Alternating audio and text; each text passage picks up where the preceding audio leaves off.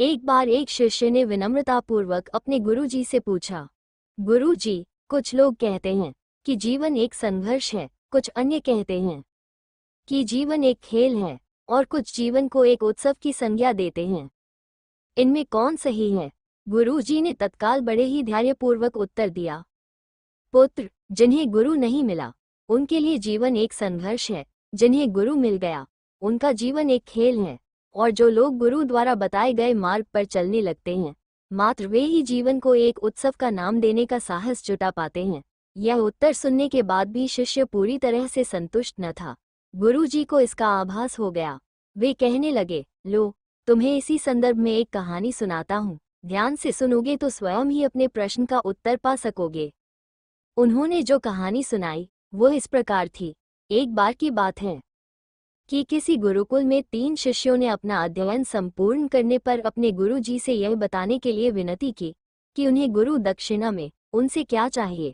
गुरुजी पहले तो मंद मंद मुस्कुराए और फिर बड़े स्नेहपूर्वक कहने लगे, मुझे तुमसे गुरु दक्षिणा में एक थैला भर के सूखी पत्तियां चाहिए, ला सकोगे? वे तीनों मन ही मन बहुत प्रसन्न हुए, क्योंकि उन्हें लगा कि वे बड़ी आसानी से अपने गुरुजी की इच्छा पूरी कर सकेंगे। सूखी पत्तियां तो जंगल में सर्वत्र बिखरी ही रहती हैं। वे उत्साहपूर्वक एक ही स्वर में बोले, जी गुरुजी, जैसी आपकी आज्ञा। अब वे तीनों शिष्य चलते चलते एक समीपस्थ जंगल में पहुंच चुके थे, लेकिन ये देखकर कि वहां पर तो सूखी पत्तियां केवल एक मुट्ठी भर ही थीं, उनके आश्चर्य का ठिकाना न रहा। वे सोच में पड़ गए कि आखिर जंगल से कौन सूखी पत्तियां उठाकर ले गया होगा। इतने में ही उन्हें दूर से आता हुआ कोई किसान दिखाई दिया। वे उसके पास पहुंचकर उससे विनम्रतापूर्वक याचना करने लगे कि वो उन्हें केवल एक थैला भर सूखी पत्तियां दे दे।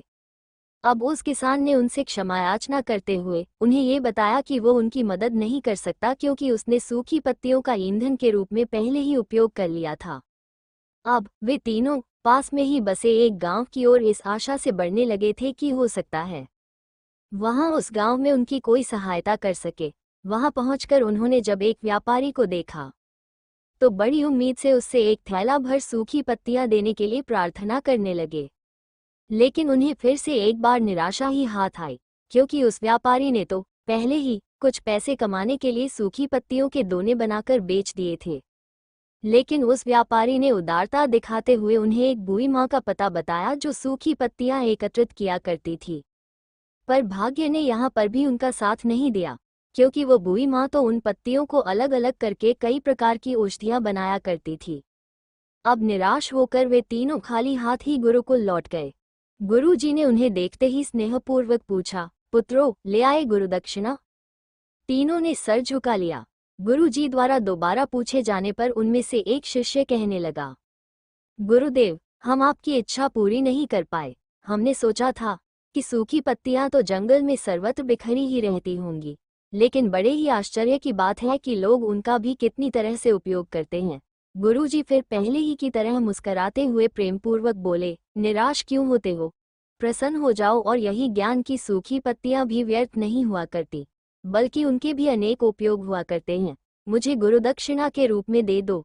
तीनों शिष्य गुरुजी को प्रणाम करके खुशी खुशी अपने अपने घर की ओर चले गए। वो शिष्य जो गुरुजी की कहानी एकाग्रचित होकर सुन रहा था, अचानक बड़े उत्साह से बोला, गुरुजी, अब मुझे अच्छी तरह से ज्ञात हो गया है कि आप क्या कहना चाहते हैं। आपका संकेत वस्तुतः इसी ओर है न कि जब सर्वत्र सुलभ सूखी पत्तियां भी निरर्थक या बेकार नहीं होती हैं, तो फिर हम कैसे किसी भी वस्तु या व्यक्ति को छोटा और महत्वहीन मानकर उसका तिरस्कार कर सकते हैं। चींटी से लेकर हाथी तक और सुई से लेकर तलवार तक सभी का अपना अपना महत्व होता है। गुरुजी भी तुरंत ही बोले, हाँ पुत्र, मेरे कहने का भी यही तात्पर्य है कि हम जब भी किसी से मिले तो उसे यथायोग्य मान देने का भरसक प्रयास करें, ताकि आपस में स्नेह, सद्भावना, सहानुभूति एवं सहिष्णुता का विस्तार होता रहे और हमारा जीवन संघर्ष के बजाय उत्सव बन सके।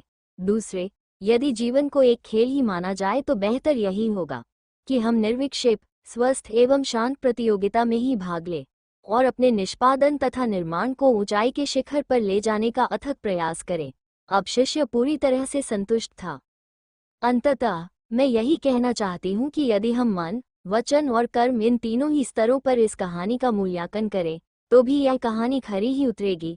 सबके प्रति पूर्वाग्रह से मुक्त मन वाला व्यक्ति अपने वचनों से कभी भी किसी को आहत करने का दुस्साहस नहीं करता और उसकी यही ऊर्जा उसके पुरुषार्थ के मार्ग की समस्त बाधाओं को हर लेती है।